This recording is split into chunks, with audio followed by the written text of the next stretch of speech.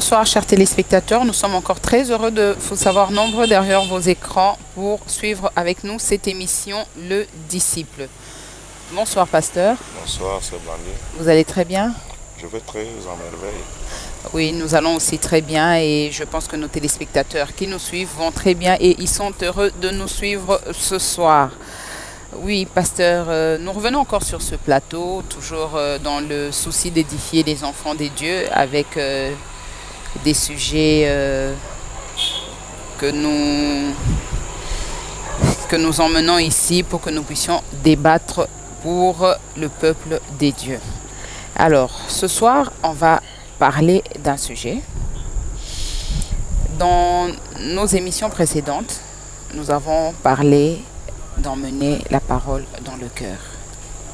Alors, pour emmener cette parole dans le cœur et qu'elle devienne manifeste pour que nous puissions la proclamer ou la confesser pour voir les résultats, nous devons avoir la foi. Alors, nous aimerions que ce soir, vous puissiez nous parler de la foi et tous ses contours. Merci pour la parole.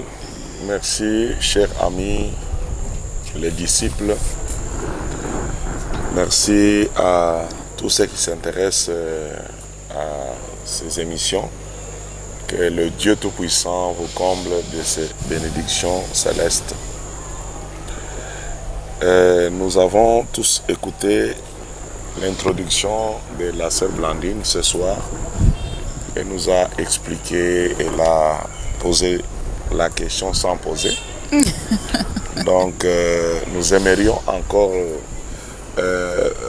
sous leadership, essayer encore d'exploiter la pensée qu'elle nous apporte ce soir. Oui. C'est vrai, dans l'émission précédente, nous avions fait des déclarations concernant la foi et aujourd'hui, nous aimerions quand même, avec nos téléspectateurs, introduire sur la foi qui est complexe parce que la foi a plusieurs facettes.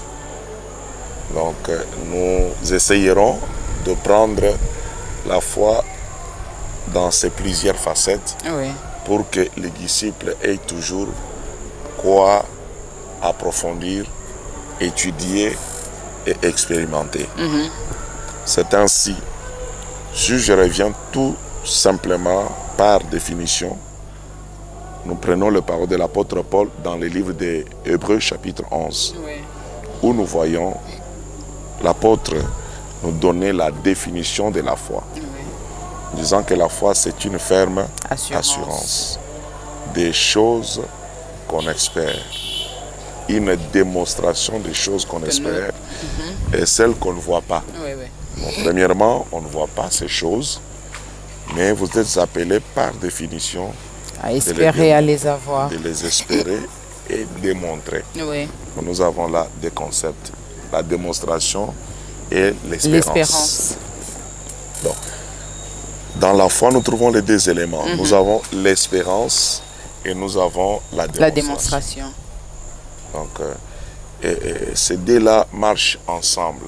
Tu ne peux pas passer directement à la démonstration sans espérer. Il faut que vous ayez quoi espérer et enfin passer à une seconde étape qui est de la démonstration. Ainsi, dans nos émissions de la fois passée, nous étions en train de parler de la langue. Et nous avons vu que le pouvoir de la création est lié à des principes. Où il utilise des organes. Des organes qui nous composent. Nous avons plusieurs organes, mais parmi les organes qui nous composent, la foi ou la création dépend de deux organes. Nous avons le cœur et nous avons la bouche, la langue. Alors, la langue est appelée à faire des déclarations. Le cœur a son rôle. Puisque Jésus nous avait déjà expliqué clairement que c'est de l'abondance du cœur que la bouche parle. Donc, la langue est directement attachée au cœur. Le cœur propulse la parole dans la bouche et cela se mélange avec le pouvoir qui est dans la bouche de tout un chacun de nous. Et lorsque cette parole est exprimée, elle crée des circonstances, elle crée des événements, elle crée, elle amène des manifestations. Donc, pour arriver à créer, pour arriver à la manifestation, nous devons reconnaître cette procédure que Jésus-Christ nous a léguée. C'est pourquoi il disait aux pharisiens, quand il a essayé de regarder dans le fond de leur vie, parce que lui, il avait la capacité de regarder même le cœur. Il a vu que leurs paroles ne venaient pas du cœur, mais leurs paroles venaient d'ailleurs. Oui. Alors qu'ils doivent obéir à la procédure ou la formule que Dieu a établie, ou ce que nous appelons le principe. La langue ne dépend que du vase, du récipient qui est le cœur. Parce que le cœur de l'homme, nous l'avons déjà expliqué dans les émissions passées, que le cœur de l'homme est comme un récipient. Oui, un réceptacle, comme on avait dit la Oui, dernière un fois. récipient, dans des termes vulgaires, c'est comme un récipient qui doit être rempli. Donc, ce qui remplit le cœur, quand ça déborde, c'est ce qui va remonter dans la bouche. Le débordement, là, c'est la montée. Oui. Donc, dès que ça déborde, parce qu'on a dit c'est du trop plein que la bouche parle. Ce n'est que quand le vase est rempli et que ça commence à déborder, à ce moment-là, ça se retrouve dans la bouche. C'est ça le principe.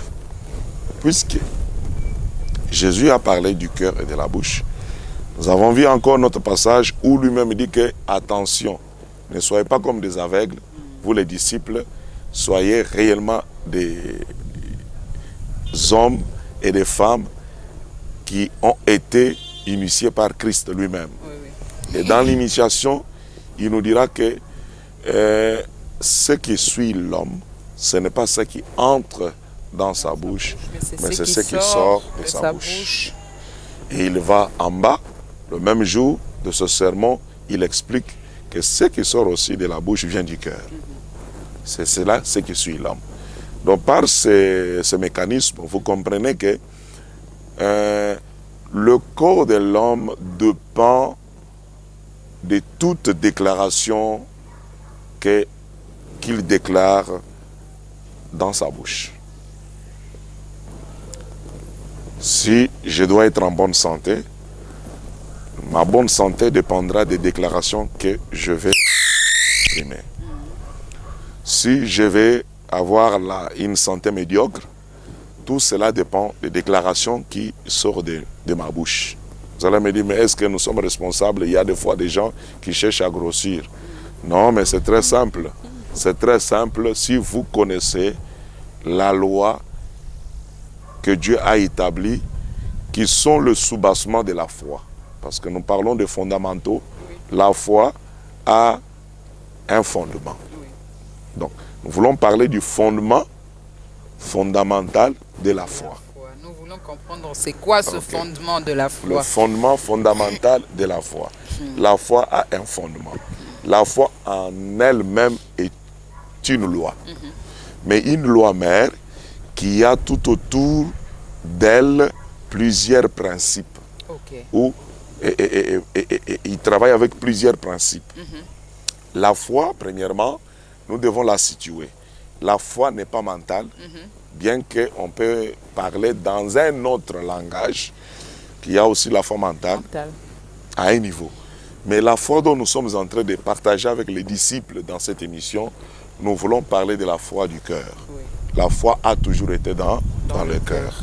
C'est là où se trouve la foi. Oui. Maintenant, je voudrais attirer l'attention de nos téléspectateurs pour leur faire comprendre notre démarche de la fois passée, juste mettre un pont et avancer avec la pensée que tu nous as présentée ce soir.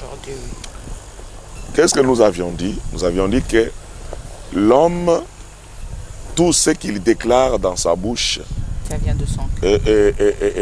C'est ce qui déterminera son devenir. Oui.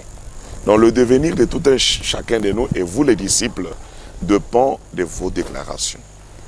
Mais dans quelle atmosphère? Dans quelles circonstances? Parce que ce n'est pas réellement. Donc ce n'est pas du tout. Donc qu'est-ce que je vais dire? Je dirais ceci.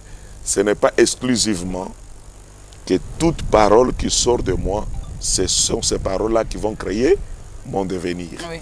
Non. Parce que nous constatons qu'il y a deux sources, voire même plusieurs sources. Mais parlons un peu de deux sources. Nous prenons l'hypocrite. Oui. Les hypocrites que Jésus a les pharisiens dont Jésus a parlé dans, les pharisiens dont il a parlé. Dans la Bible. Qu'est-ce qu'il a dit? Il a dit, vous êtes des hypocrites. Parce que l'homme est appelé à parler à partir de son cœur. Mais vous ne parlez pas ce que vous croyez dans le cœur. Donc, qui dit croire nous amène directement à la foi. Oui. Ah, c'est la foi qui croit. Si nous parlons de croire ou de la croyance, tout cela, c'est né par la foi. Vous comprenez? Bon, maintenant, ils ont parlé, ils ont fait des déclarations sur Jésus, ne dépendant pas de leur cœur. De telles déclarations qui viennent d'ailleurs, ils ont aussi leurs conséquences. Mais ici, pour que les paroles puissent réellement créer votre devenir et créer ce que vous serez dans les jours à venir, ce sont des paroles déclarées selon certaines normes que Dieu a établies. Et ces normes-là, c'est quoi? Ça doit provenir de votre cœur. Oui. Ça se retrouve dans la bouche. Et à ce moment-là, quand vous les déclarez, cela va créer les circonstances. Cela va commander à l'univers, envoyer la commande à l'univers, et l'univers sera dans l'obligation de répondre à votre déclaration sous forme d'événements ou sous forme de matériel. Donc, notre parole, quand elle se retrouve déjà déclarée et que cela provient sincèrement de votre cœur, cela crée tout un monde. Voilà pourquoi Jacques avait dit la fois passée que la langue enflamme le cours de la vie. Oui. Voyez. Donc, ne prenez pas simplement dans les mauvais sens. Le cours de la vie dépend de la langue. Que ce soit dans les bons, que ce soit dans les mauvais. Donc, le cours de notre vie dépend de la langue. Mais ce soir, c'est toute parole de foi qui crée effectivement votre devenir. Oui. Bon, qu'est-ce qu'il faut faire? Nous avions vu que ce n'est pas une parole que je m'imagine. Donc, je me mets dans ma tête, je dis, bon, je suis en train de réfléchir et après, je les déclare. Là, cette déclaration vient de votre cerveau, vient de votre mental. Mais nous parlons du formule que Jésus-Christ a laissé à tous ses disciples. Il a dit, quand ça quitte le cœur et que ça se retrouve dans votre bouche, alors et alors, attendez-vous. Vous verrez cela s'accomplir. À la manifestation et à l'accomplissement. Ceci nous amènera à prendre les paroles de l'apôtre Paul qui dit dans 1 Corinthiens, je pense, 1 Corinthiens, j'avais lu la fois passée, je vais relire cela si je peux retrouver cela. 1 Corinthiens 4, verset 20. L'apôtre Paul dit, en parlant du royaume de Dieu, il dit, Les royaumes de Dieu ne consistent pas en paroles, mais en puissance. Oui. Nous avons là la parole de l'autre côté et de l'autre, Nous avons la puissance. nous avons la puissance. Et comment concilier les deux ensemble? Est-ce que toute parole est puissante? Oui. Selon la mesure du possible. Selon la force avec laquelle elle a été déclarée. Mais nous parlons de la parole qui peut percer les murs. La parole qui a écroulé les hautes murs de Jéricho. Vous comprenez? Oui. Cette parole-là, elle doit être emballée de puissance. Mais comment ça fonctionne? Vous voyez, l'apôtre Paul attire l'attention des disciples, se basant sur le grand maître, le Seigneur Jésus-Christ, qui y avait déjà enseigné, mais lui, il a été enseigné par le Saint-Esprit, Jésus-Christ. Alors, je voudrais prendre une autre version qui déclare, car le royaume de Dieu, ce n'est pas une affaire de parole, mais de puissance. Il y a une nuance par rapport à Louis Egon. Vous voyez, Louis Egon a dit, ne consiste pas en parole, mais en puissance. Et l'autre traducteur dira ceci, le royaume de Dieu consiste en puissance et non en parole. Vous voyez, c'est presque la même chose, mais ces nuances-là nous aident à bien pénétrer le sujet. Donc, qu'est-ce que cela veut dire? La parole en tant que logos, c'est une sémence, c'est une expression, mais cette expression qui ne vient pas de vous, mais qui vient hors vous. Soit vous l'avez écouté Dieu déclarer, vous l'avez lu dans les Saintes Écritures, vous avez écouté un prédicateur prêcher la parole. Vous recevez cette parole.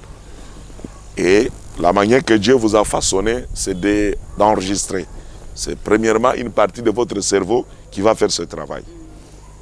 Mais aussi longtemps que cela se limite à ce niveau, cette parole n'est pas efficace.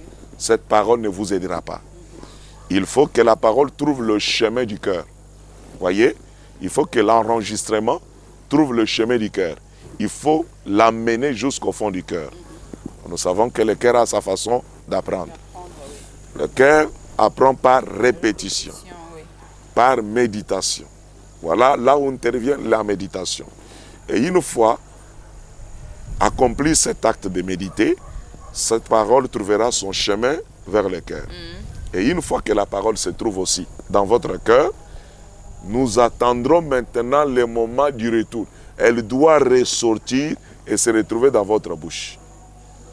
Avant qu'elle ne sorte, qu'elle quitte pour cette fois-ci remonter dans la bouche, elle doit subir une transformation. Donc, elle, en tant que graine, en tant que sémence, tout comme dans le naturel, toute sémence naturelle doit subir une transformation. Cette parole que vous avez écoutée, parce que Luc 8, 11 dit que la parole est une sémence. Alors, chaque sémence doit être plantée. D'abord, nous parlons des paroles de Dieu. Nous parlons de tout ce que nous avons appris. Vous comprenez? Oui. Alors, quand on intériorise, le terme que je peux utiliser, intérioriser les paroles. Donc, quand on arrive au niveau d'intérioriser les paroles, cette parole en nous remplit. C'est pourquoi David dit que je serre ta parole dans mon cœur. Donc, quand le cœur est rempli de la parole de Dieu, ça se transforme et ça va engendrer ce que nous appelons la foi. C'est-à-dire la parole quitte l'étape d'être une sémence brute. Elle subit la transformation. Il y a les potentiels dans cette parole, les potentialités dans cette parole. Il y a la puissance dans cette sémence qui va se manifester par la transformation. Et elle vous revient sous une autre forme que nous appelons le rhéma. Le rhéma, c'est-à-dire, cette parole, vous l'entendez cette fois-ci dans le cœur. Ce n'est plus Dieu qui vous a parlé de l'extérieur. Ce n'est plus un prédicateur qui vous a parlé de l'extérieur. Ce n'est plus une conversation que nous sommes en train de faire avec nos amis disciples ce soir. Mais la chose est intériorisée. Vraiment. Ça commence à parler par une voix de Dieu en nous. Et en nous, il y a cette voix-là. Il y a déjà donc l'espace que Dieu s'est réservé lui-même pour parler à chaque être humain. Et quand cette parole nous revient, ça commence à parler dans notre cœur, nous saisissons cette parole. C'est pourquoi Paul nous enseigne dans Romains chapitre 10, verset 17. Il dit que la foi vient de ce que l'on entend. Ce que l'on entend de la parole de Christ. Cette fois-là, c'est Christ lui-même qui parle, n'étant pas dehors, mais étant dans le cœur, à l'intérieur de vous-même. Vraiment. Et quand il est à l'intérieur de vous-même, il commence à vous parler. C'est son rôle, parce que Jésus-Christ, n'oubliez pas, les disciples, n'oubliez pas les déclarations que Jésus, les promesses que Dieu nous a faites au travers de Jésus. Qu'est-ce qu'il nous avait dit? Je ne vous laisserai pas des orphelins. Oui, je vous enverrai le consolateur. Disciple de Christ ne te considère pas orphelin. Cette parole est valable. Elle est valable jusqu'à ce soir. Elle sera valable encore demain et après-demain jusqu'à la fin des temps. Cette parole est valable. Tu peux l'expérimenter. Si tu es une femme ou tu es un homme, tu peux l'expérimenter dans ta vie et vivre le miracle de Dieu comme tous ceux dont tu entends en témoigner. Le merveille de Dieu. Vous comprenez? Il nous a dit, je ne vous laisse pas des orphelins, mais je vous enverrai le consolateur. L'esprit de vérité. Il vous conduira. Il vous rappellera. Vous voyez, il a une mission de rappeler. Et de le Saint-Esprit, parce que le Saint-Esprit suit la parole. Si vous avez déjà planté la parole, la loi de Dieu entre en vigueur. Voyez-vous? Et le Saint-Esprit qui suit la parole, alors il vous rappelle la parole. Quand c'est lui qui vous rappelle, il ne rappelle pas n'importe quel moment.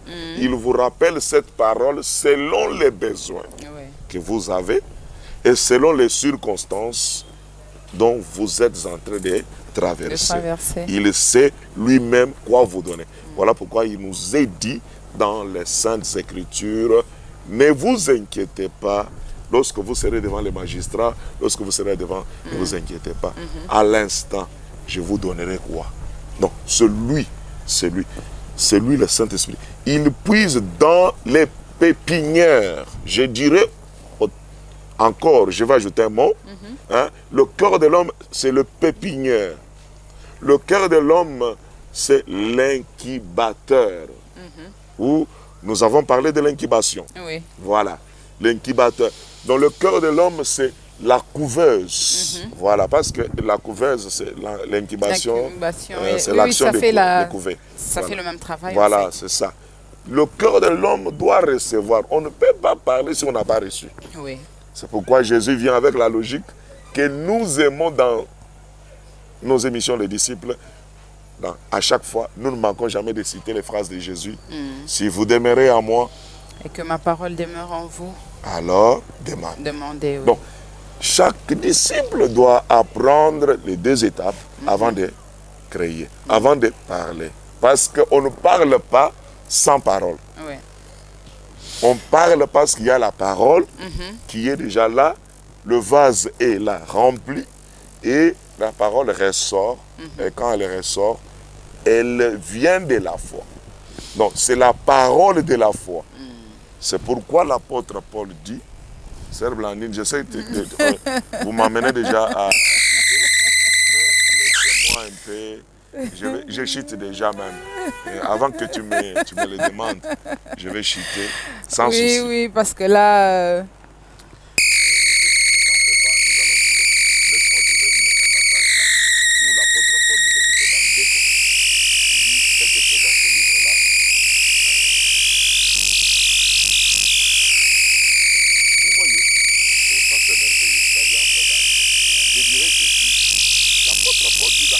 Chapitre 12, verset 13 et verset 3, il dit, c'est pourquoi je tiens à vous l'affirmer. Aucun être guidé par l'Esprit de Dieu ne peut s'écrier. Oh là là, maudit soit Jésus. C'est une déclaration. Oui.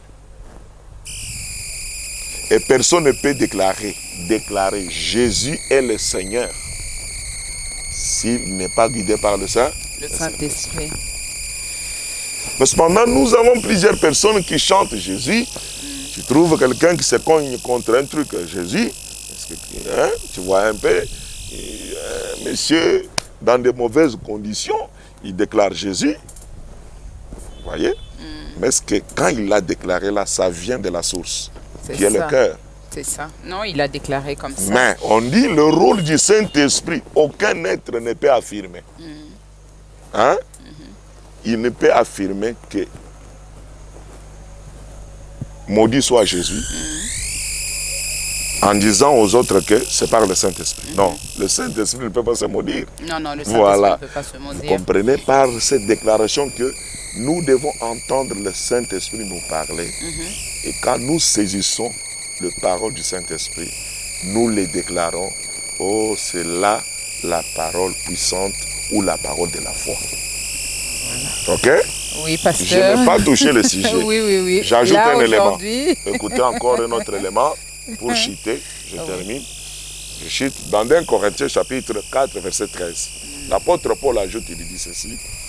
Et comme nous avons le même esprit de foi qui est exprimé dans cette parole de l'Écriture, j'écris. C'est pourquoi je parle. Vous voyez la procédure. Avant de parler, on doit croire. Mais on ne peut pas croire s'il n'y a personne qui parle. Pour croire, il faut qu'il y ait quelqu'un qui parle. Mais qui doit parler ici? C'est le cœur qui doit parler. Non, c'est le cœur qui doit parler. Et que toi, tu crois ce que le cœur. C'est parce que quand le cœur parle, je te dis, ça bouillonne. Chaque fois. Quand le cœur parle, ça engendre la foi. Et là, la foi est là. Et quand la foi est là, vous voyez que nous sommes passés par le processus du premier fondement que nous appellerons couver la parole. Ok, l'incubation. L'incubation, couver la parole. Vous avez passé par la période de couver d'abord la parole. Et après, ça s'est mélangé. Le réma a pris le relais et ça a engendré la foi. Vous avez cru. Après, vous l'avez déclaré. Voilà la parole qui va créer votre devenir. Vous maîtrisez ce principe, vous les disciples. Oh là là, vous allez renverser toute autre parole qui a été plantée sans votre souhait et sans votre désir. Que Dieu vous bénisse. Oui, pasteur, ce soir, vous nous avez expliqué c'est quoi la foi et on est passé au premier principe qui est l'incubation. Alors, vous avez vous-même défini. Le fondement. Oui, vous avez défini, vous avez donné le fondement et vous avez directement conclu. Je ne sais pas si vous avez quelque chose à ajouter parce qu'on a compris ce soir c'est quoi la foi. Parce que c'était ça, notre première question, c'était quoi la foi? Que vous puissiez nous expliquer c'était quoi la foi et quels sont les principes qui entourent la foi. Et aujourd'hui, on a vu un principe, je ne sais pas si c'est le seul ou il y en a plusieurs autres, parce que vous avez dit qu'il y a plusieurs principes sur la foi. Alors, nous allons revenir dans cette émission pour les autres principes. Et si vous pouvez nous donner votre mot de la fin, parce qu'on est arrivé à la fin. Non, le mot de la fin, c'est simplement, il faut chercher à recevoir la parole dans son cœur. Et cette parole dans le cœur fera le travail. Le Saint-Esprit viendra et quand elle nous la donne, c'est ce qui va engendrer la foi. Parce que la foi vient de ce que l'on entend. Ce que l'on entend de la parole de Christ, le Saint-Esprit. Merci beaucoup, pasteur. Chers téléspectateurs, nous venons de voir ce soir que la foi, c'est, nous devons d'abord espérer, et quand nous espérons, c'est là que nous devons démontrer ce que nous devons voir. Le pasteur a clairement expliqué c'était quoi la foi, et il nous a expliqué le premier fondement de la foi qui est le fait de couver la parole ou d'incuber la parole.